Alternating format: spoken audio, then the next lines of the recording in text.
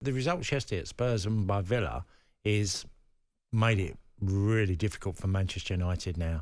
Yeah. Man United have to get a result, a victory, because they're now 11 points behind Villa. So, there's a huge amount, that gap of when they had a few results, United, that say maybe they could still get that top four. Villa keep winning, and Spurs have done that yesterday. So it puts heaps a lot more pressure on United. It certainly does. And let's not forget, Aston Villa have got their Europa Conference League game against Ajax this coming Thursday. So back in European action before they then take on Spurs at Villa Park, which will be fascinating. But you're absolutely right. The gap already between Man United and Villa is 11 points. Could close to 8 should they win at the Etihad. But fifth spot is still, as I mentioned, potentially up for grabs as a Champions League place. So Villa at this moment in time are looking good. And I know you've said it. You've said it for a long time this season. You expect Villa to finish above Spurs, and the way things are going, that means they'll finish fourth. Ollie Watkins, his form is just sensational. And again, yesterday, Villa were really good in the first half, and him in particular.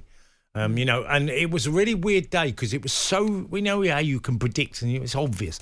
Luton are going to come back and show their character. They're doing it week in, week out, and ended up losing the game again. And but the game in itself, Villa were really good in the first half. Well, Tom, Aston Villa fan, thank you very much for your text. Radio Brentford. So I'll mention former Brentford striker Ollie Watkins.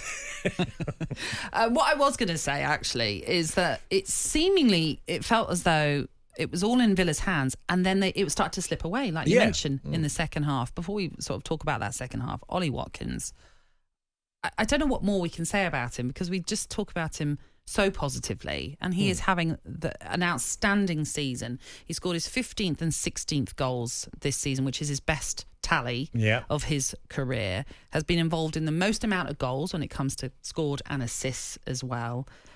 I mean, how much more can we get from Ollie Watkins? Is he at peak? I think at his peak right now. I don't know. He's in terms of stats, yes, but can we get more from him? Do you think? Well, you can always think you can get more. What I would say, Nat, and it's full credit to him on this, is that he signed a new deal at Aston Villa to stay at the club, and he hasn't had a drop off. No, I know. And you get a lot when players sign new deals at a lot of clubs. You see this quite often. There's a little bit of a drop-off when they've signed this new mega deal. And I'm sure Villa have tied him down to a mega deal. Yeah. And he's absolutely paying them back as, and people will say, that's your job. You've signed a contract, you're getting paid handsomely for it, and you're delivering. That's what Ollie Watkins does. It was interesting yesterday during the game watching him, Nat. He was having a go at a good few players, but in the right way of how he wanted the ball and when they did.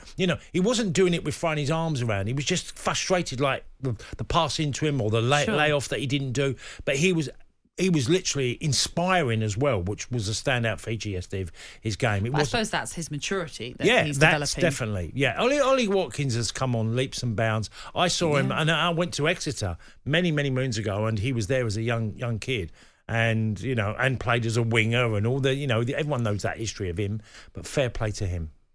Just briefly before we hit the break, as we mentioned, so 2-0 up at half-time, looking all good for Aston Villa to secure the 3 points. Luton, though, we've talked about them again. Set pieces, they're a master at it. They score from a corner to make it 2-1. They then score from a free kick to make it 2-2. Morris, do you think Rob Edwards will be thinking, why is it we're always having to play catch up?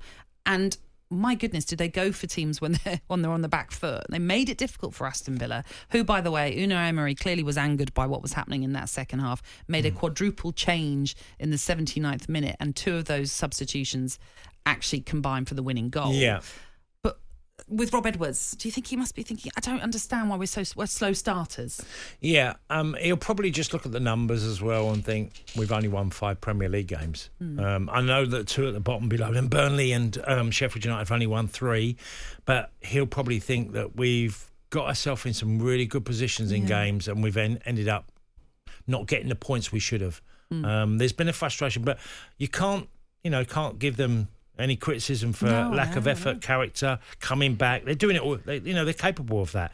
When it went to 2-2 yesterday, I had a sneaky suspicion that they might lose it late on because they've done that a little bit too often. Yeah, that's what I've had that feeling as well. It's 4 losses, though, in a row now for Luton. They remain in the relegation zone. They're 4 points off safety, although they do have a game in hand over the teams above them.